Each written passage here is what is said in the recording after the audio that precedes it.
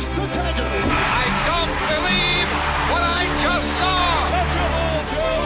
You'll never hit a bigger home run in your life.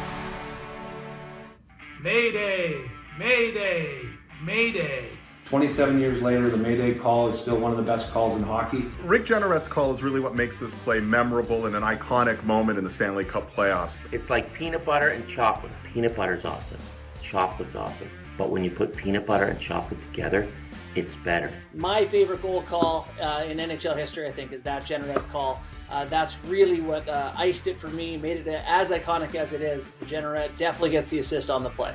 Mayday goal was and still is probably the greatest defining moment for me. It's April 24th, 1993, Saturday night in Buffalo. Sabres are up 3-0 in this series. What added drama to the whole situation for Game 4 is the Bruins, they were the prohibitive favorites going into this series. They had one of the best records in the Wales Conference. They had eliminated Buffalo in the postseason the year before.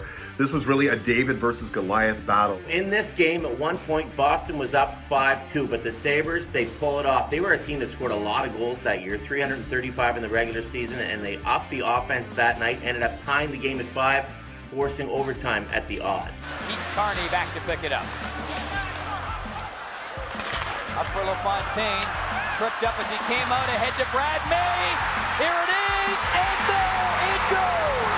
It is over. The whole sequence was kind of crazy. Two great passes, Keith Carney to Pat LaFontaine, who made an outstanding diving pass to me. He's on his butt, and he makes a perfect pass right onto the stick of a streaking Brad May. Watch LaFontaine.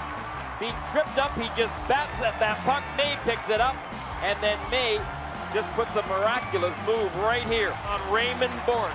You know what? I was able to beat Ray Bourque.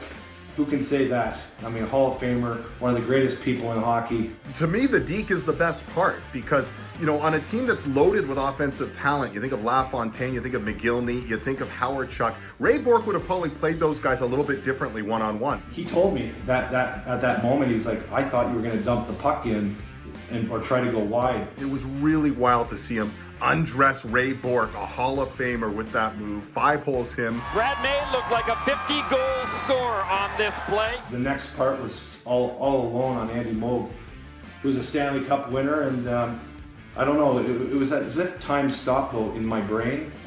Little pump fake, I know it only took a half a second. Brad's freezing Andy Moog here.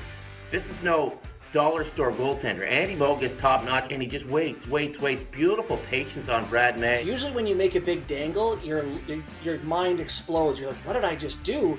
And you kind of get distracted and you're thinking about that, and it's tough to think about what's next after the big move actually works. So the fact that he gets there, he pumps it and freezes the goaltender, that to me, showing the patience after the deke of Ray Bourque is what really makes the goal happen. You have someone known more for his fists and his scoring touch, scoring a goal that not only wins the Sabres a series, but gives Rick Jeanneret, one of the best play-by-play men of his era, a chance to put a famous call on it.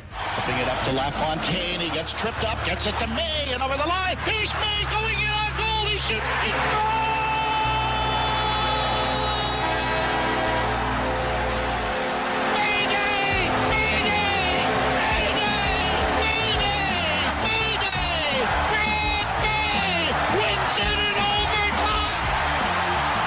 Mayday for the Bruins, who are swept out of a series no one would have ever seen coming.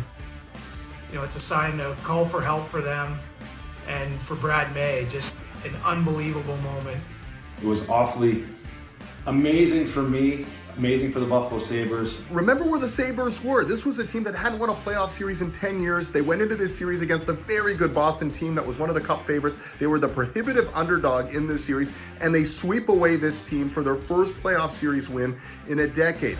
This is unbelievable. A lot of people thought that it would be a 4-game sweep, but it would have been the Sabres that would have been heading to the golf course, not the Bruins. I just remember looking at my teammates. They were so proud, they were so happy that the Buffalo Sabres, that we actually got through the first round. The Sabres sweep the series. I met Ray afterwards at a wedding that summer with Bob Sweeney got married, used to play for the Bruins. As I walked in, there was Nick Fatiou, Kenny Lindsman, Lyndon Byers, Cam Neely, Stephen Leach, all these awesome Bruins. The whole bar erupted in the Mayday chant, And then I looked down the bar area, and Ray Bourque was there at the end, and I was pretty embarrassed. All the guys, his teammates, were ribbing him.